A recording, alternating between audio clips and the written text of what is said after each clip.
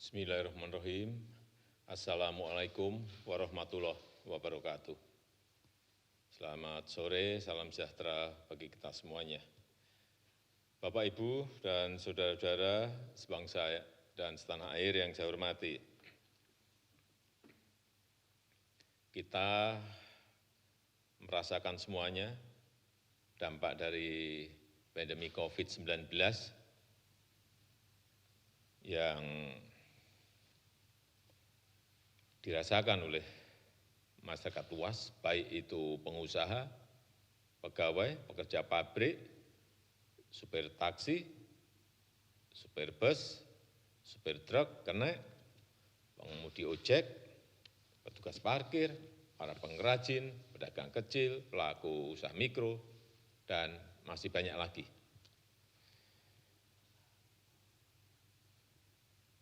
Oleh sebab itu, pemerintah ingin memberikan perhatian besar dan memberikan prioritas utama untuk menjaga pemenuhan kebutuhan pokok masyarakat dan meningkatkan daya beli masyarakat di lapisan bawah.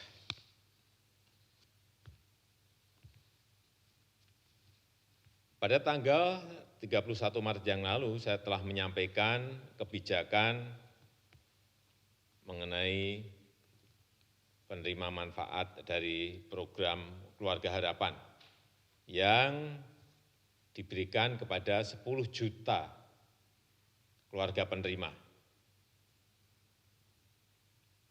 Jumlahnya, total anggarannya adalah 37,4 triliun rupiah.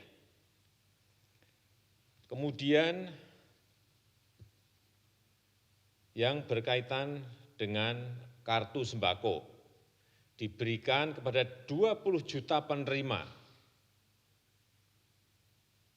Per orang diberikan 200.000 per bulannya dan totalnya adalah 43,6 triliun rupiah. Kemudian kartu prakerja yang sudah saya sampaikan yang lalu juga 5,6 juta orang, insentif pasca pelatihan sebesar Rp600.000 selama 4 bulan. Anggaran yang disiapkan adalah 20 triliun rupiah. Kemudian juga pembebasan tarif listrik 450 VA dan diskon tarif listrik untuk 900 VA, yang tadi yang 450 VA 24 juta pelanggan dan yang 900 VA 7 juta pelanggan. Anggaran yang disiapkan adalah 3,5 triliun rupiah. Dan dalam minggu ini, pemerintah telah memutuskan beberapa kebijakan bantuan sosial yang baru, yaitu bantuan khusus bahan pokok sembako dari pemerintah pusat untuk masyarakat di DKI, dialokasikan untuk 2,6 juta jiwa atau 1,2 juta KK dengan besaran 600.000 per bulan selama 3 bulan. Anggaran yang dialokasikan 2,2 triliun. Kemudian bantuan sembako untuk wilayah Bogor, Depok, Tangerang, dan Bekasi diberikan kepada 1,6 juta jiwa atau 576.000 KK sebesar 600.000 per bulan selama 3 bulan dengan total anggaran 1 triliun rupiah. Untuk masyarakat di luar Jabodetabek akan diberikan bantuan sosial tunai kepada 9 juta KK yang tidak menerima bansos PKH maupun bansos sembako. Sekali lagi, kepada 9 juta KK sebesar 600.000 per bulan selama 3 bulan dan total anggaran yang disiapkan adalah 16,2 triliun rupiah. Kemudian juga sebagian dana desa juga segera dialokasikan untuk bantuan sosial di desa. Diberikan kepada kurang lebih 10 juta keluarga penerima dengan besaran 600.000 per bulan selama 3 bulan dan total anggaran yang disiapkan adalah 21 triliun rupiah. Sejalan dengan hal tersebut juga kita akan memperkuat program padat karya tunai di kementerian-kementerian yang total anggarannya adalah 16,9 triliun rupiah.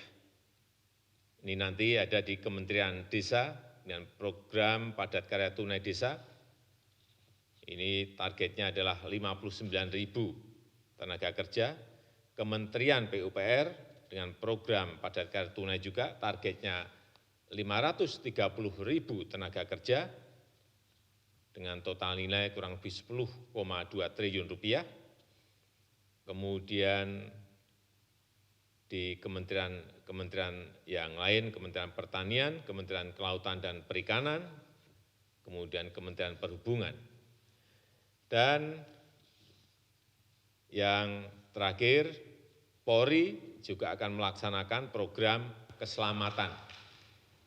Ini seperti program Kartu Prakerja, namanya program keselamatan oleh Polri, yang mengkombinasikan bantuan sosial dan pelatihan.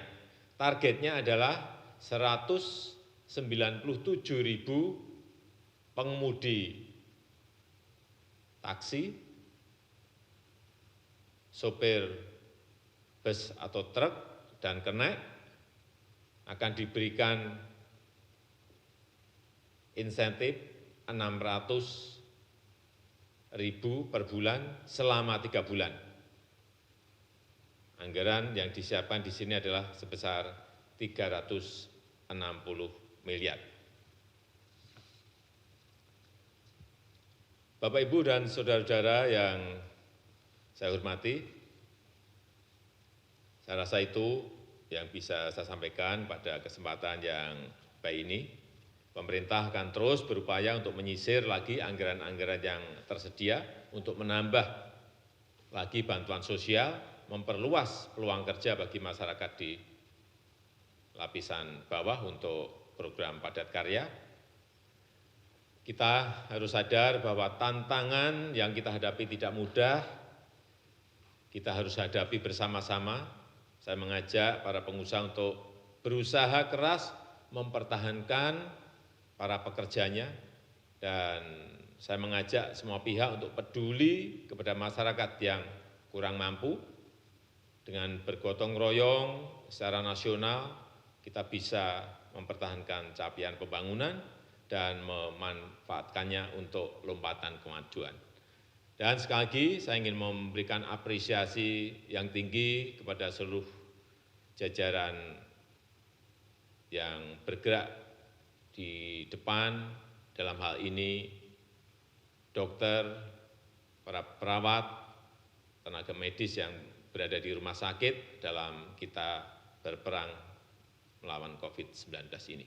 Saya memberikan apresiasi yang tinggi dan itu yang bisa saya sampaikan pada kesempatan yang baik ini. Terima kasih.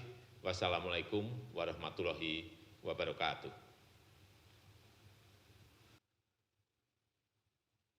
Baik Pak, selamat siang. Sudah ada beberapa pertanyaan dari wartawan yang sudah masuk. Yang pertama dari Hani dari LKBN Antara. Pertanyaannya adalah bagaimana sebenarnya kebijakan mudik pemerintah terkesan tidak tegas dan tidak satu suara dalam menentukan kebijakan soal boleh tidaknya mudik.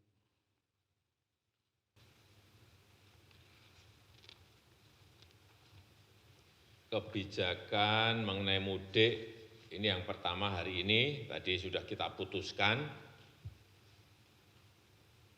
bahwa untuk ASN, TNI dan Polri, serta pegawai BUMN dilarang mudik.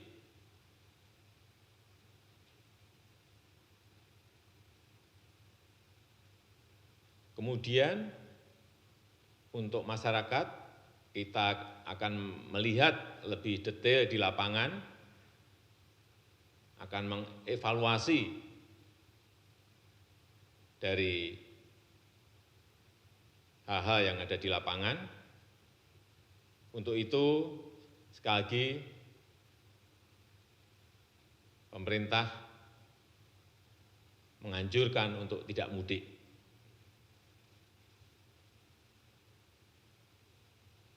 Dan tadi sudah saya sampaikan bahwa penyaluran bantuan sosial khususnya di Jabodetabek kita berikan ini untuk agar warga mengurungkan niatnya untuk mudik.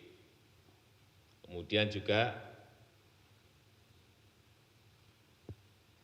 transportasi umum juga akan kita batasi kapasitasnya. Kemudian yang memakai kendaraan pribadi juga akan kita batasi dengan pembatasan kapasitas angkut mobil dan motor. Baik, berikutnya yang kedua Pak, dari Dimas Jarot dari katadata.co.id. Terkait dengan bansos yang akan diberikan pemerintah bagi warga Jabodetabek, bagaimana memastikan warga tidak mudik ketika sudah menerima bansos?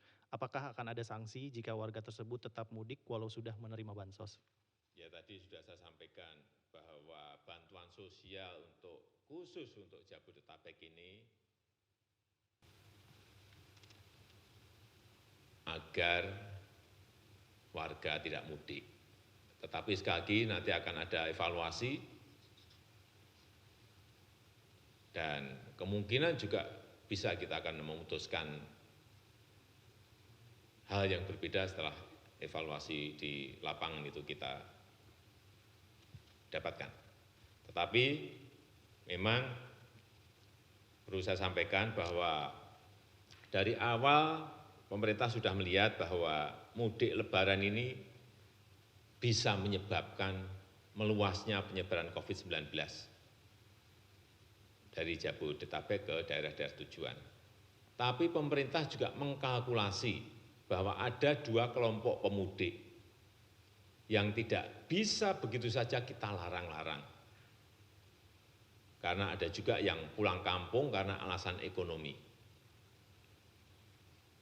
Yang kelompok pertama, warga yang terpaksa pulang kampung karena masalah ekonomi setelah diterapkannya pembatasan sosial, sehingga penghasilan mereka turun atau bahkan tidak memiliki pekerjaan dan tidak memiliki penghasilan.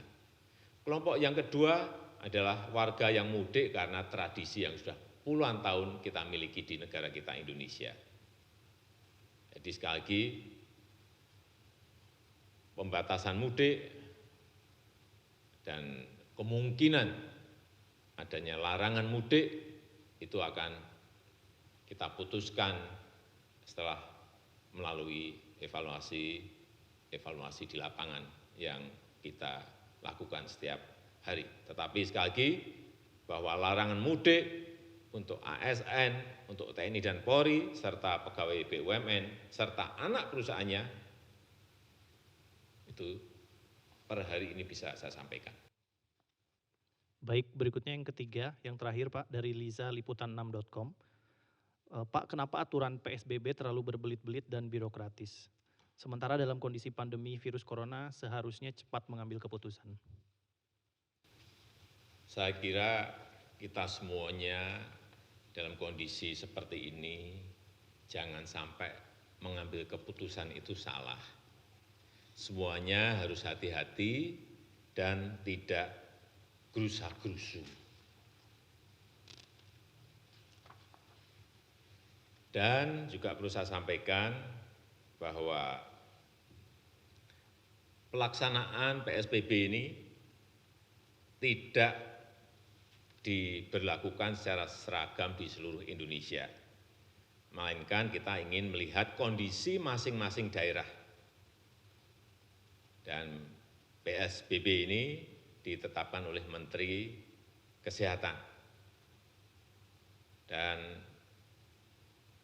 kita tahu bahwa keputusan memberikan PSBB atau tidak, baik itu yang berkaitan dengan peliburan sekolah, penutupan kantor, pembatasan kegiatan keagamaan, pembatasan kegiatan-kegiatan di umum, ini harus melihat beberapa hal, yaitu jumlah kasus yang ada, jumlah kematian di setiap baik kabupaten, kota maupun provinsi.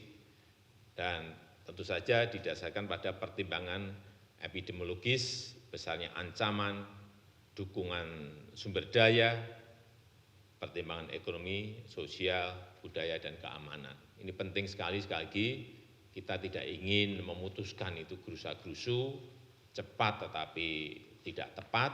Saya kira lebih baik kita memutuskan ini dengan perhitungan, dengan kejernihan, dan kalkulasi yang detail dan mendalam. Saya rasa itu yang bisa saya sampaikan. Baik, cukup Pak. Terima kasih.